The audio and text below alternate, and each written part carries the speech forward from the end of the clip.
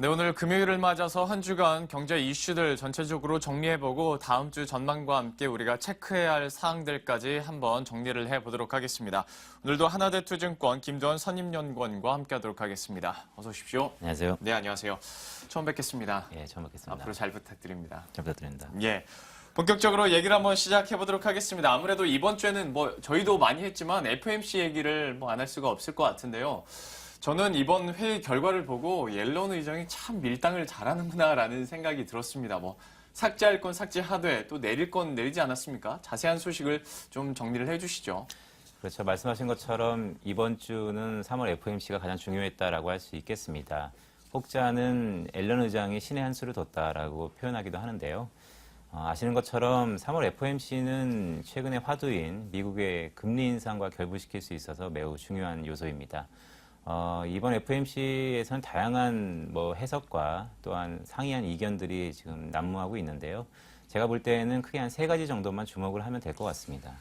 먼저는 아신 것처럼 인내심이라는 문구가 삭제가 됐습니다. 지난 1월 처음 부각되었던 인내심이라는 문구가 한 2개월 만에 이제 삭제가 됨으로써 아무래도 미 연준은 금리 인상을 지속적으로 금리 인상의 가능성을 이어갔다라는 점에서 의미가 있다라고 할 수 있겠습니다. 예. 두 번째로는 경제 전망의 수정이었는데요. 경제 전망을 하향 조정했습니다. 올해와 내년도 경제 전망의 상하단폭을 각각 한 0.3%포인트씩 낮췄고 실업률은 또 소폭 한 0.1%포인트 올렸습니다. 즉 연준이 바라보는 미국 경기는 지난 12월 FOMC보다 좀 더 안 좋게, 좀 중립적으로, 보수적으로 이렇게 보는 스탠스가 나타났었는데요. 예. 특히 최근 부진한 주택시장뿐만 아니고 그 미국의 수출 경기의 둔화에 대해서 좀 더 이목을 집중시켰던 점, 이 점이 매우 중요했다라고 할 수 있겠습니다. 개인적으로 볼 때 아무래도 최근에 미국의 경기 조정은 날씨라는 이제 한파의 탓도 있겠지만 FOMC에 나타난 것처럼 미 달러화 강세가 어느 정도 미국 경기 조정을 이끌었다라는 좀 판단을 하고 있습니다. 네. 가장 중요한 게 점도표였는데요. 점도표는 아시는 것처럼 연준의 17명에서 18명, 즉 17명의 의원들이 전망하는 물가 수준을 나타내는 표입니다. 이 부분이 매우 중요해졌고 또한 매우 큰 의미를 나타냈다라고 할 수 있겠는데요. 일단 점도표가 하향 조정됐습니다. 생각보다도 크게 하향 조정됐는데요. 연준이 바라보는 물가 수준이 매우 낮은 수준임을 의미한다라고 할 수 있겠습니다. 생각보다 큰 폭의 하향 조정을 감안해 봤을 때 향후 연준은 금리 인상을 이어가겠지만 속도의 측면에서는 시장이 생각한 것보다 훨씬 더 더디거나 아니면 인상 시점 자체를 좀 이연시킬 수 있는 가능성이 매우 높아졌다. 즉 이 3가지 정도를 주목할 필요가 있다라고 할 수 있겠습니다. 결과가 이렇게 나오고 나서 사실 처음에는 6월 정도 생각이 많이 됐었는데 금리 인상 시기가 이제 9월 이후가 될 것이다라는 얘기가 이제 훨씬 더 많이 들려오는 것 같습니다. 그러다 보면 이제 궁금한 것이 과연 달러화 변화인데요. 달러 인덱스가 사실 지난 13일에 100을 넘어가면서 12년 내 최고치를 기록하다 보니까 좀 걱정이 많지 않았습니까? 그런데 어제만 하더라도 달러원 환율이 좀 크게 내려가는 모습이었습니다. 이런 달러화 강세가 좀 주춤해질 수 있을까? 어떻게 보십니까? 앞으로의 전망은. 그렇죠. 앞서 말씀한 것처럼 3월 FOMC가 좀 더 생각과 좀 다르게 나옴으로써 시장 가격 변수에는 다양한 변화가 있을 것으로 보고 있습니다. 근데 가장 중요한 게 아무래도 환율, 즉 외환 시장이라고 할 수 있겠는데요. 미 달러화 환율은 아마 당분간 속도 조절에 좀 들어갈 것으로 전망을 하고 있습니다. 이렇게 보시면 될 것 같아요. 통화 가치가 상승하려면 한 2가지 요인이 필요합니다. 첫째로는 펀더멘탈, 즉 경기의 개선이고 둘째로는 그 통화 정책의 변화에 대한 기대감입니다. 이러한 측면의 연장선상에서 바라본다면 현재 미국 경기는 조정을 보이고 있고 통화 정책에 대한 기대감, 즉 금리 인상의 시점이 6월에서 9월로 잠시 이연됐기 때문에 미 달러와 강세의 유인이 다소 좀 경감된 측면이 있다라고 할 수 있겠습니다. 지난번에도 말씀드렸지만 저는 지속적으로 6월의 금리 인상에 보다 무게를 두고 있었는데요. 이번 3월달 FOMC가 다소 좀 완만하고 또한 점도표의 하향 조정을 감안해 봤을 때 6월보다는 9월 쪽에 좀 더 무게가 쏠리는 현상입니다. 따라서 당분간 미 달러와의 강세에는 다소 좀 조절이 불가피하다라고 말씀드리고 싶습니다. 그렇다면 조금 큰 틀에서 봤을 때 아무래도 뭐 지난 1월부터 계속 이제 환율 전쟁 얘기가 나오지 않습니까? 이 판도는 어떻게 좀 변화가 있을까요? 아니면 계속해서 좀 심화가 되는 과정이 이어질까요? 환율 전쟁은 먼저 결론부터 좀 말씀드리자면 당분간은 좀 휴지기에 들어갈 가능성이 매우 큰 국면에 놓여 있다라고 할 수 있겠습니다. 네. 말씀하신 것처럼 미 달러와 강세가 다소 좀 경감될 수 있는 요인이 가장 크다라고 할 수 있겠고요. 또한 최근 1, 4분기 아직 끝나진 않았지만 돌이켜보면 외환시장의 변동성이 매우 컸던 시기이자 국면이었습니다.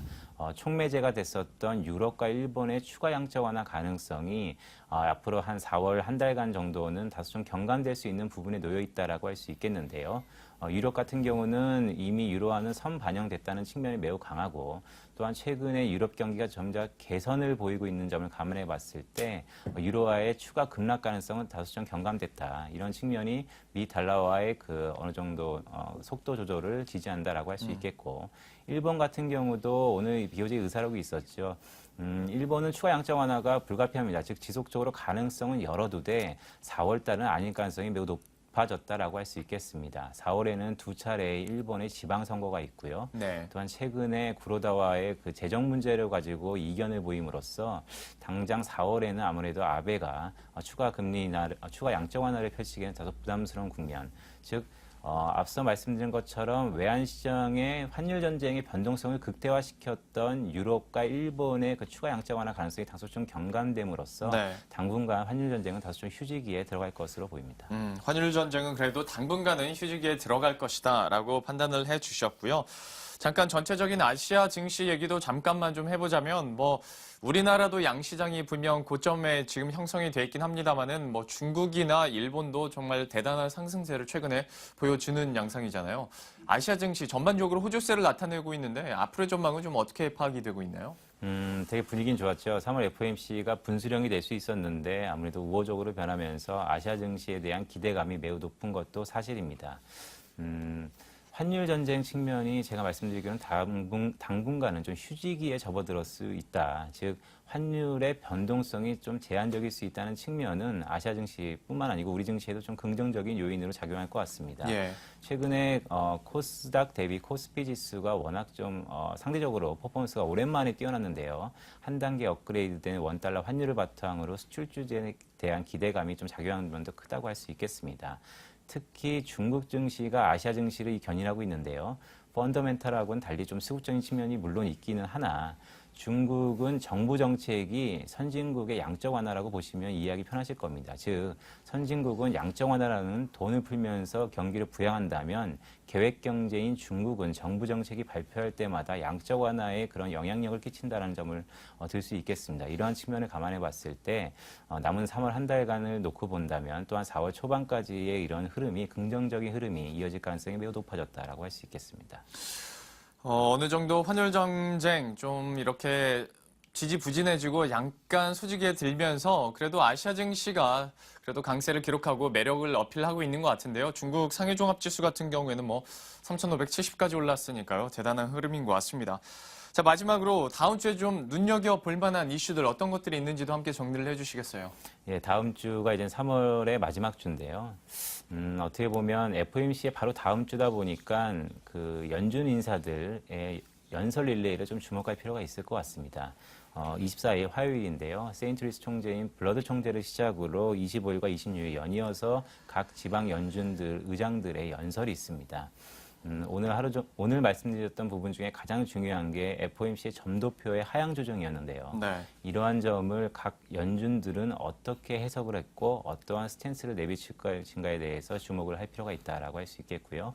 또한 25일 날 수요일입니다. 예정되어 있는 국내 4Q GDP입니다. 이건 좀 매크로 지표이긴 한데 최근에 미국의 금리 인상 시기가 좀 지연됨으로써 아무래도 4월 달 아니면 5월 달 한국은행의 통화정책 회의에도 이목이 집중될 것으로 보입니다. 이거의 전야제, 즉 전초제 격으로서 25일 발표되는 한국의 4Q GDP 관심이 가질만 한다고 할 수 있겠습니다.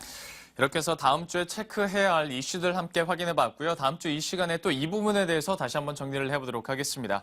지금까지 하나대투증권 김두원 선임연구원과 함께했습니다. 고맙습니다. 맞습니다.